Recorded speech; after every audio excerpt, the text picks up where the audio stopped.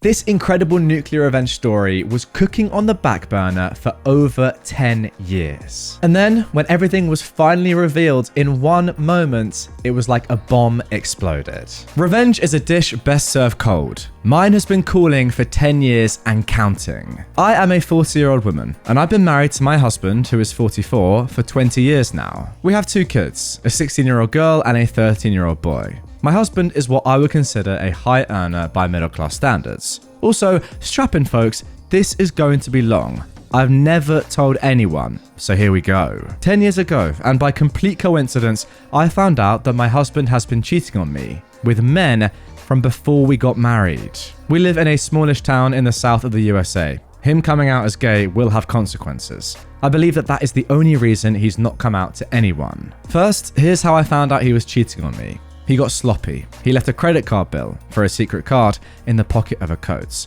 While going through it, I found all the telltale signs of infidelity. Payments to a hotel in a nearby county, restaurant bills, gifts, flowers, condoms and lubricant, etc. I started camping outside the hotel on days he told me he'd be late, and I saw him bringing different men there. I am very good at compartmentalization and have a great poker face. It comes with growing up in an abusive household. So I was able to give myself the time to cool off and to come up with what I should do. First thing I did was getting an STD panel, since I didn't know how safe he was with his partners. It came out negative. Then I convinced him that we should use condoms, since I was having side effects from the pill. He was okay with it. I had a long think, and I came up with a decision that I was not going to confront him, nor was I going to leave him. He was able to provide me a really good lifestyle, one that I would never be able to afford with my high school diploma. That was a cleaning lady, a nanny to help with the kids, regular spa days and a country club, a new car every other year, luxury family vacations every year. He was a good dad, a good partner, cheating aside, and really good in bed. But I was not going to let him have a single guilt-free week in his life. That would be my revenge. I started small, planning great date nights for us, telling him that I felt our relationship has cooled, that I wanted the spark back. Then I'd sometimes slip into conversation some tea about a cheating husband, a gasp gay man that's been using his poor wife as a beard, complimenting the only gay couple we know for having the courage of being real men who are out and proud of themselves. On the other hand, I'd praise him as the perfect husband to anyone and everyone, especially if he was in earshot. The amount of guilt gifts I got was astounding. The man was even sending me flowers weekly. It continued the same way for years. I could literally see how much it was weighing on him. Me? Well, my parents were part of a commune with the concept of free love, and I was the same. I just considered myself in an open marriage. It seems that cheating is easy to ignore if you're not that big on monogamy in the first place. And my husband was keeping me satisfied, so I felt no need to find a partner of my own. Then, 4 years ago, I guess he met the love of his life. He started seeing just the one guy. I was seriously thinking of ending the whole thing, especially since I'd started a business by then, and was able to bring in enough money to support myself and my kids while maintaining my lifestyle. But then he went and introduced his side piece to us. What? Wow, he freaking brought him into our house, introduced him to our kids, and that was enough for me to keep tormenting him. Apparently, he was a new friend he made while golfing. Oh my gosh, the audacity of that man. He started hinting at moving to another state, one where it would be easier for him to come out. I refused. I told him that my business was here and I was not going to start over in another state. Also, the kids had their friends and extended family here. It would be unfair to uproot them. Then he started trying to start arguments. I guess he wanted us to fight, then for me to ask for a divorce. I just stopped all those arguments in their tracks. I just agree with whatever he said. He was right, I was wrong. And to make it up to him, how about a nice dinner and some great sex? He hated that. I knew from spying on his phone that having sex with me felt like cheating on his boyfriend. The audacity of this man. Wow, that's OP saying that, not me this time. I also knew that his boyfriend was pressuring him to leave me almost every day. He was stuck between a rock and a hard place. He started drinking, and when it got too heavy, that was when I decided that enough was enough. I wanted to ruin his life, not his health. Also, I grew up with an alcoholic father, and I did not want that for my kids. So I gathered all the evidence of his infidelity over the last 9 years. Photos with different men, conversations, his Grindr profile, even though he no longer had one, everything. Then I hired a divorce attorney and mailed the evidence to his employer. He has a morality clause in his contract, and adultery breaks it. All his relatives, including parents, as well as our church, his actually, I was never big on religion like him. It was like a bomb exploded. He was fired. The congregation turned on him for cheating, not for being gay, let's keep that straight. I'd never allow my kids to be part of a church that discriminated against their father, even if he wasn't out. His parents wouldn't take him in after I kicked him out, and he was shamed publicly. Gotta love that small town gossip mill. And the cherry on top? His boyfriend was run out of the town, and he couldn't follow him because he wanted to fight for custody of our kids. Now, almost a year later, I am a free woman. I got to keep the house, my car, and my business. He got 75% of the retirement and investment accounts, but he won't be paying alimony. I got full custody, he got visitations. I also got child support. He had to move 6 hours away to find a new job. Couldn't put the last job he worked at his whole life as a reference. His relationship with his family is rocky. His reputation in town is ruined, so he can't move back anytime soon. The love of his life left him for good, and my kids only tolerate him because I did my best to shield them and to tell them that he is still a good father to them. I also made sure to treat him politely. I never talked badly about him and had a lengthy talk about how their father being gay is okay. It's who he is and that it was not his fault.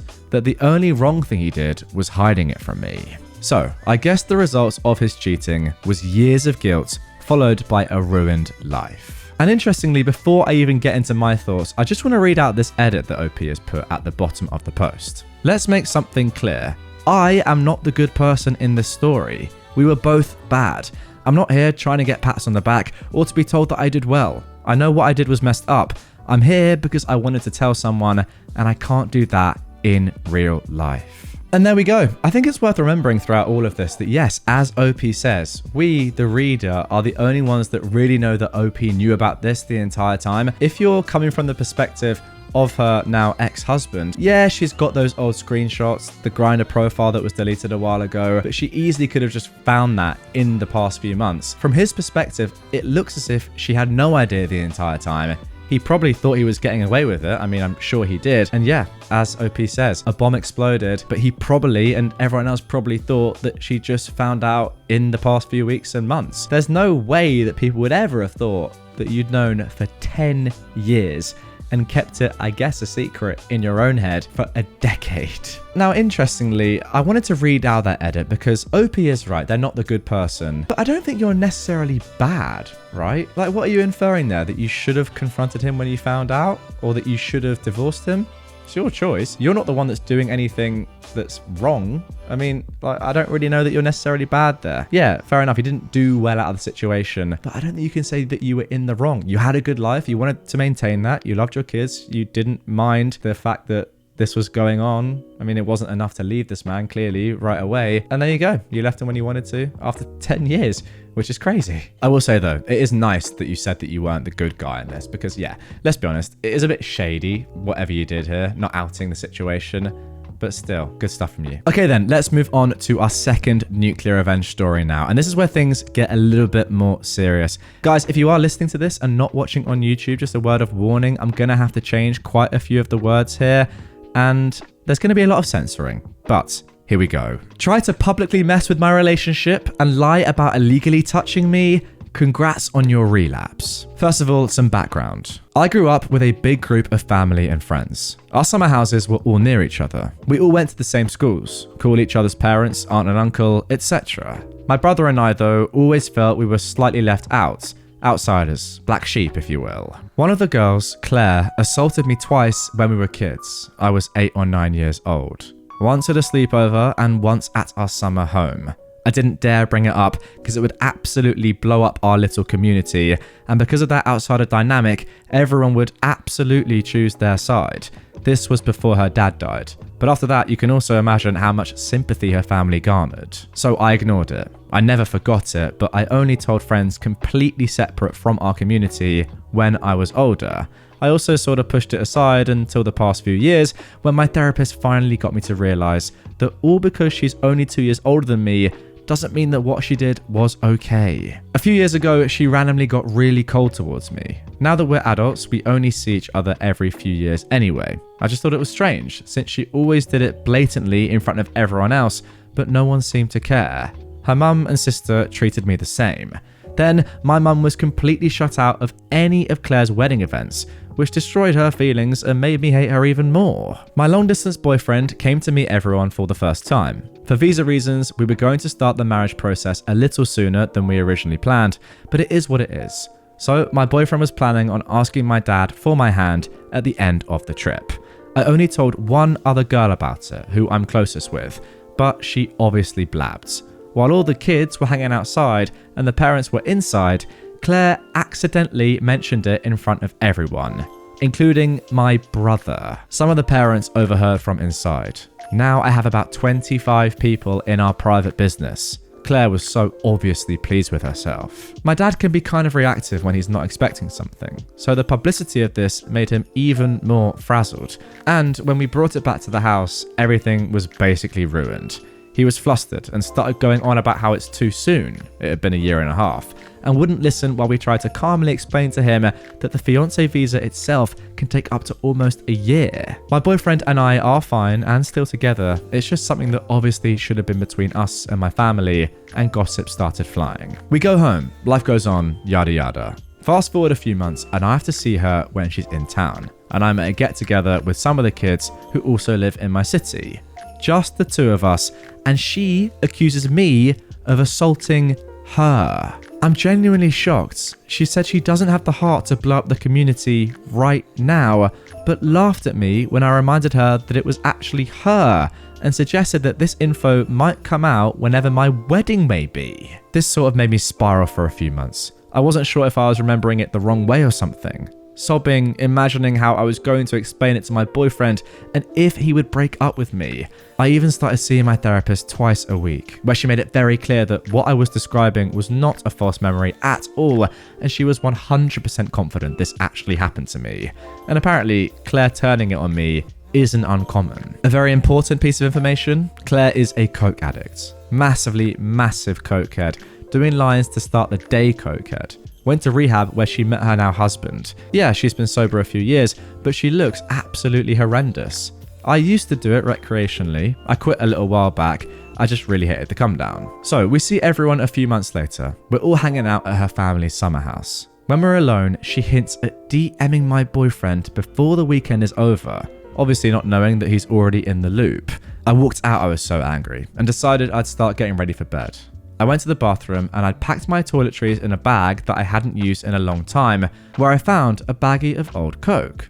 And her toiletry bag was also in the bathroom. I snapped. I took the baggie, sprinkled a little bit on her toothbrush, chapstick, and mixed some into the oil she uses for oil pulling before leaving the ensuite bathroom and slipping the baggie into a pocket in her purse. And it happened. Exactly what you'd expect.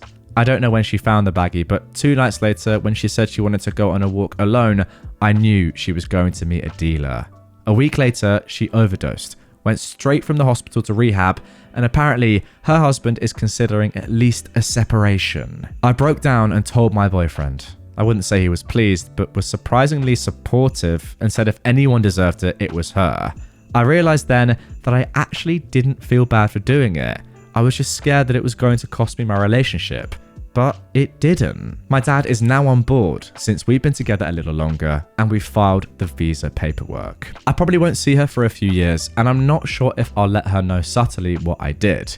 But screw you, Claire. The next time we see each other definitely won't be at my destination wedding. Well guys, if you thought the first story was pretty crazy, how about getting an ex-drug addict back addicted to coke? I mean, that is a definition of nuclear revenge, I will say. Unbelievable. I don't even know what to think about that. I mean, the thing is with the first one, right? OP said, I know I'm not the good guy here. Now, in the second one, there's not even a hint of an edit, a hint of remorse. It's just, yes, I know what I did was so bad and I don't even care. And my boyfriend supports it as well. My fiance now, nuts. Absolutely nuts. Wow, I mean, dabbing it on a toothbrush to get someone re-addicted. My word. That is the level here, my friends. That really is nuclear revenge. And now for our final story of today's episode, potentially the most serious yet. As well, it does involve multiple illegal things, including murder. Here we go. My family murdered an R word. Now, just to confirm what this R word is, it's someone who has done something illegal, assaulting someone without their consent in a certain sort of way. I mean, you can probably work it out, guys. This is my grandfather's story. It would have occurred sometime in the early 1960s. My grandpa comes from a very remote part of my country. Even in the 60s, they lived in a log cabin without a phone or electricity. He lived with his 3 brothers, his sister, his father, and his mother. It was a violent household. My great-grandfather was an alcoholic. My grandpa, his siblings, and his mother were accustomed to beatings. The culture of the time was to accept this as a harsh reality of the remote and difficult lives that were led so far from civilization. My great aunt was the youngest of the siblings, and as my grandpa and his brothers grew into young men and began working, she was left at home and began to take on the role of housekeeper as my great grandmother was often ill. She would often use her bad health as an excuse for not stopping what happened next. My great grandfather began R-ing my great aunt at some point. Most likely before she'd even begun puberty. Oh my word. It continued for years, as her brothers all moved out and she was left completely alone. My grandpa says he truly did not know. He worried for his sister, receiving the brunt of the beatings, but he didn't know about this. I hope that's true. When my great aunt was 13, she became pregnant with her father's son. Oh my goodness. I thought this story couldn't get any worse. My word. The night my grandpa found out, him and his brothers snowmobiled out from town, and since none of them owned a gun, they had to use shovels to beat their father to death. The ground was frozen solid, so they burnt him, which also helped to destroy the evidence, I suppose. Although I'm not sure anyone ever questioned how my great-grandfather had died, these were very different times. My great-aunt's son, born of incest, is afflicted with genetic issues. He can barely see and he only has a single functioning kidney. But he is happy and has healthy kids in their 20s now. My great aunt drank herself to death in the 80s, as did my great grandmother, so I never met them. My grandpa told me all of this when he was drunk, as he's also become an alcoholic. And so has my dad.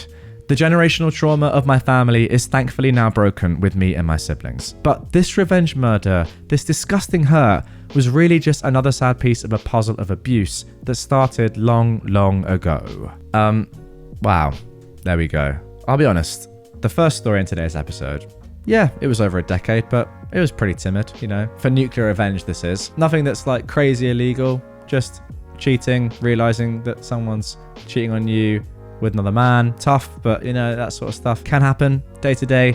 Second story, a little bit more crazy there. We're getting some lovely illegal substances involved, and we're getting someone re-addicted to those substances. Pretty nuts, and definitely nuclear, as all these stories were. The third story though, wow.